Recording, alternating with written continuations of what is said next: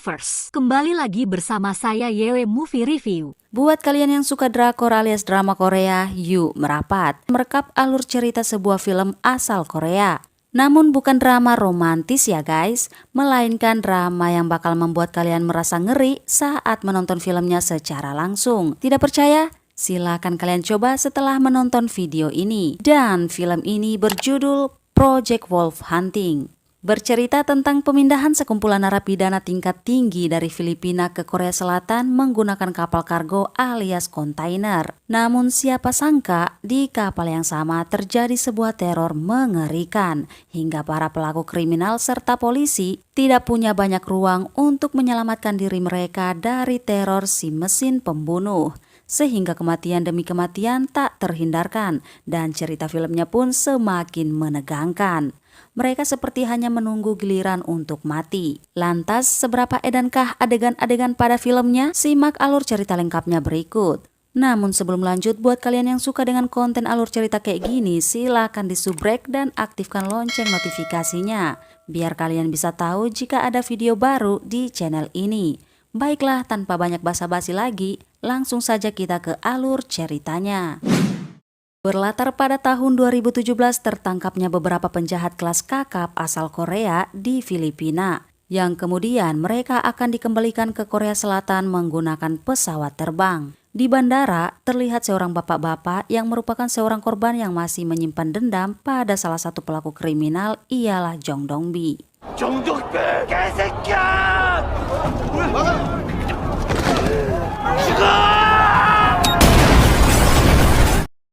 Film pun dimulai di tahun 2022 yang mana polisi Korea kembali menangkap penjahat Korea kelas kakap di Filipina dan mereka akan dibawa kembali ke Korea.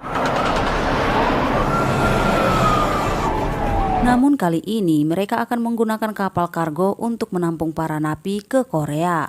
Tentu saja operasi pemindahan ini dikawal oleh beberapa polisi berpengalaman serta dirahasiakan untuk menghindari kejadian seperti di awal film. Perlu digarisbawahi, para pelaku kriminal ini bukanlah penjahat biasa guys. Mereka adalah penjahat kelas kakap yang tidak memiliki rasa takut pada siapapun. Di antara semua napi, terlihat salah satu napi yang badannya dipenuhi tato ialah Park Jung-do, sebut saja Jung, dengan kasus kriminal sebagai seorang pemerkosa dan pembunuhan sebanyak 13 korban. Saat mereka diminta naik ke kapal dengan tertib, Jung malah sempat-sempatnya mencari masalah dengan sang kapten kepolisian. Si kapten kemudian memukuli Jung untuk menunjukkan bahwa jangan pernah main-main dengan polisi.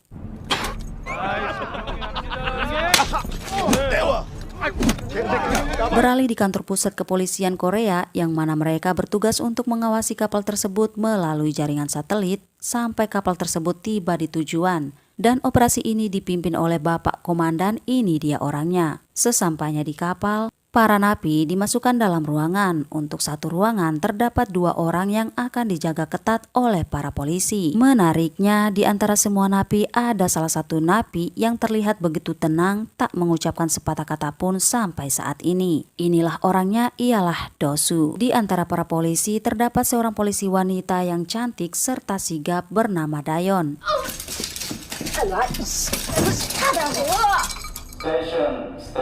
제발 방심하지 말자. Tak hanya polisi dan napi saja, terlihat 2 orang dokter yang ikut ditugaskan dalam operasi ini. Siapa tahu ada napi yang sakit dalam perjalanan. Namun terlihat salah satu dokter menunjukkan sikap mencurigakan serta membawa peralatan medis yang berlebihan untuk dokter biasa. Beralih ke dapur kapal, di mana si kapten sangat berterima kasih kepada 2 orang juru masak kapal yang sudah mau membantu membuatkan makanan untuk mereka. Sesaat kemudian, kapal pun lepas landas. Dokter yang mencurigakan tadi menuju ke suatu tempat dengan denah kapal di tangannya. Di sini kita akan dibuat kaget, rupanya di kapal ini tidak hanya menampung para napi, polisi, dokter, juru masak, serta awak kapal lainnya. Tanpa diketahui semua orang, bahkan awak kapal sekalipun, ternyata di dalam kapal tersebut menampung monster bernama Alpha yang sedang tertidur di tempat tidurnya yang dipagari oleh besi. Si dokter ini rupanya mendapat tugas ilegal untuk menyuntikkan obat tidur pada Alpa setiap 6 jam sekali agar monster ini tetap tertidur dalam perjalanan menuju Korea. Malamnya saat para polisi terlihat lengah, keadaan itu kemudian dimanfaatkan oleh Jung yang berhasil mengeluarkan kawat besi yang sebelumnya sudah ia tanam di bawah lidahnya. Di waktu yang bersamaan, kita akan dikagetkan oleh sebuah fakta. Ternyata 2 orang juru masak sebelumnya ialah penjahat kelas kakap lainnya yang tidak berhasil tertangkap oleh polisi. Sebelumnya mereka telah membunuh juru masak asli dan menyamar sebagai juru masak di kapal tersebut. 그럼 뭐요?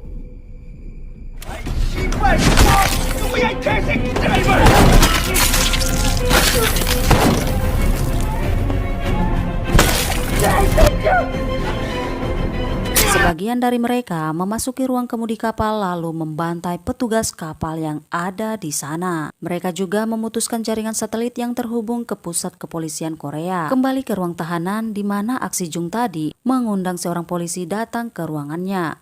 Bersamaan dengan para juru masak tadi yang kemudian menghabisi para polisi yang sedang berjaga. Yang akhirnya Jung dengan leluasa menghabisi polisi yang menghampirinya itu. Jung menggigit daun telinga polisi itu hingga putus, lalu perlahan menusuk jantungnya dengan pisau. Kemudian mengencingi badan pak polisi yang sudah tewas tersebut.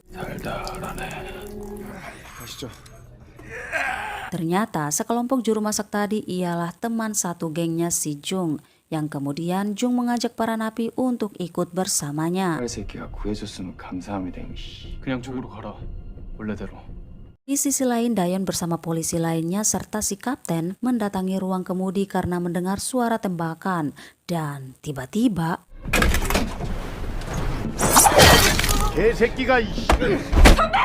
terjadilah baku tembak di antara mereka. Di sini kita diperlihatkan aksi Dayon yang sangat lihai melumpuhkan musuh. Satu-satunya awak kapal yang selamat dalam kejadian itu mengatakan kalau di ruang mesin terdapat telepon satelit yang terhubung ke kantor pusat. Bodohnya para napi ini bukannya membiarkan mayat-mayat itu, mereka malah menumpuk para mayat di sebuah ruangan pendingin. Yang mana darah mereka mengalir lewat pipa selokan hingga tak diduga ada salah satu pipa yang bocor. Sehingga darah mereka menetes tepat di wajah monster Alpa. Dan tiba-tiba beralih pada Jung and the Gang yang kini menuju ruang mesin lalu menghancurkan telepon satelit yang ada di sana. Tak berselang lama, datanglah komplotan polisi yang sebenarnya bisa saja langsung menembak kepala Jung. Namun hal tersebut kurang greget menurut kedua kubu ini. Alhasil mereka pun kini saling adu jotos. Di tengah-tengah pergelutan mereka, datanglah Alpa yang seketika membuat mereka terdiam.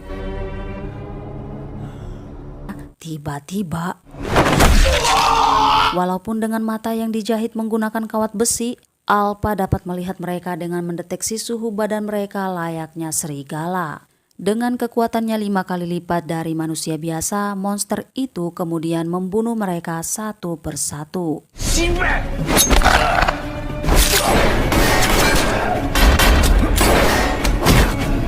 Penjahat kelas kakap saja seperti Jung memilih untuk kabur. Namun tidak segampang itu, brother. Jung yang masih memiliki nyali mencoba melawan monster Alpa. Sayangnya perjalanannya di film ini harus berakhir. Setelah menghabisi Jung, kini monster itu kembali menyerang komplotan para polisi. Di sini Dosu melihat tanda pada tubuh Alpa yang sepertinya Dosu mengetahui sesuatu mengenai tanda tersebut.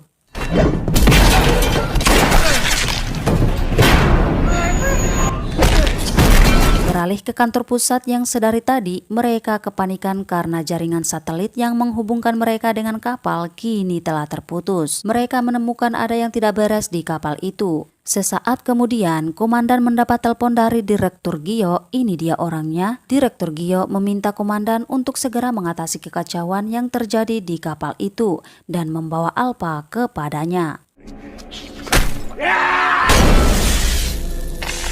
Kembali ke kapal, terlihat dokter cantik ini masih sempat-sempatnya perawatan di tengah kekacauan yang sedang terjadi. Sementara si dokter cowok yang sedari tadi ketakutan karena mendengar suara tembakan, memilih untuk diam di kursi yang menghalangi pintu agar tidak terlibat dalam masalah apapun di luar sana yang belum mereka ketahui. Tiba-tiba,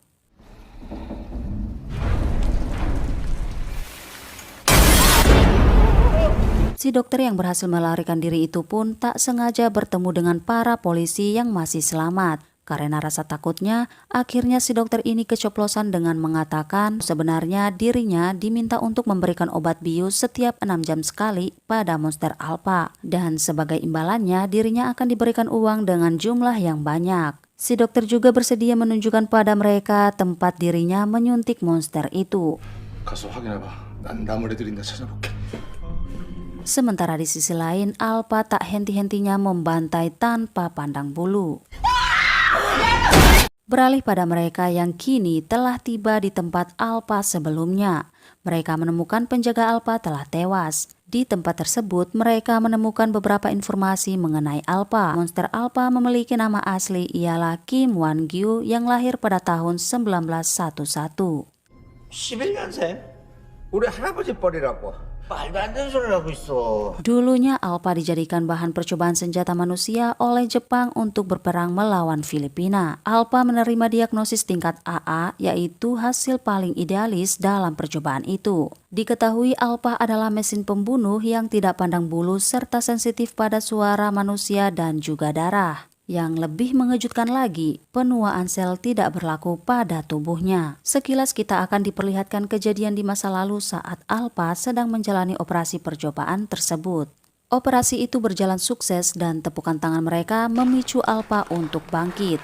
Lalu kemudian Alpha membantai semua orang yang berada di sana.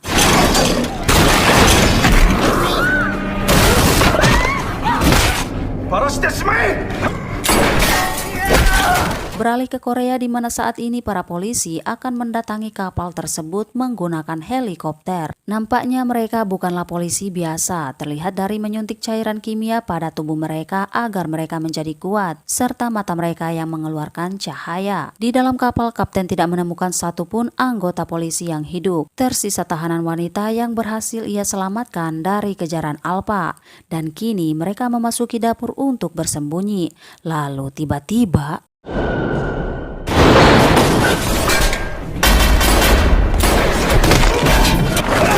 dalam pergelutannya, si kapten berhasil mematahkan salah satu tangan Alpha.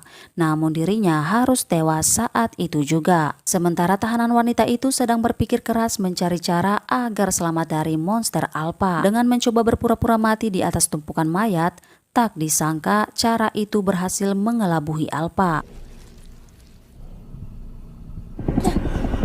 Tidak perlu waktu yang lama, tibalah komandan beserta rombongannya di kapal tersebut. 어떤 미친 괴물 같은 거 여기 다 죽였어요. 죽이려가지고 환장한 놈이야.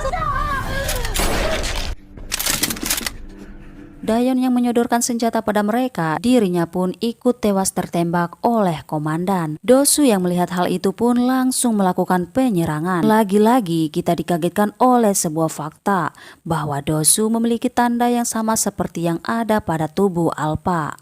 Itu artinya, di balik ketenangannya selama ini, ternyata dirinya memiliki kekuatan yang menyerupai kekuatan Alpha. Sekilas kita akan diperlihatkan lagi masa lalu Dosu saat dirinya dijadikan bahan percobaan namun gagal. Tetapi ketika bahan percobaan yang gagal akan dijadikan sebagai makanan babi, tiba-tiba Dosu menjadi satu-satunya orang yang berhasil bangkit. Kemudian Dosu memilih untuk menjadi manusia normal pada umumnya ialah menikah lalu memiliki seorang putra. Namun suatu saat dirinya menemukan istri dan anaknya terbunuh. 는 하는데 직접 가게 만들어? Maka disinilah dia saat ini untuk membalas dendam atas kematian keluarga kecilnya itu. Tiba-tiba datanglah Alpha si mesin pembunuh. Dan di sini kita bisa lihat raut wajah komandan yang begitu santai tanpa rasa takut sedikit pun. Ternyata komandan ini adalah salah satu anggota yang mengikuti organisasi rahasia yang mana mereka mengkonsumsi obat berupa cairan kimia ilegal, hingga mereka menjadi lebih kuat dan terlihat 10 tahun lebih muda. Di mana saat ini dirinya telah menyuntik obat tersebut lebih banyak dari sebelumnya, hingga dirinya pun memiliki kekuatan di atas Alpha. Maka dari itu, dengan mudahnya si komandan menghabisi Alpha yang sudah tidak terkendali. Di sisi lain, si dokter dan Pak Tua yang mencoba kabur dengan mengancam pilot helikopter, mereka justru mati tertembak bersama si pilot. Kemudian inilah yang ditunggu-tunggu, pergelutan sesama mereka yang memiliki kekuatan yang setara. Namun karena di sini komandan telah mengkonsumsi obat lebih banyak dari biasanya, maka Dosu pun kewalahan menghadapi komandan. Tetapi karena tekad ingin membalaskan kematian keluarga kecilnya, Dosu seperti mendapat kekuatan tambahan hingga dirinya mampu melumpuhkan komandan.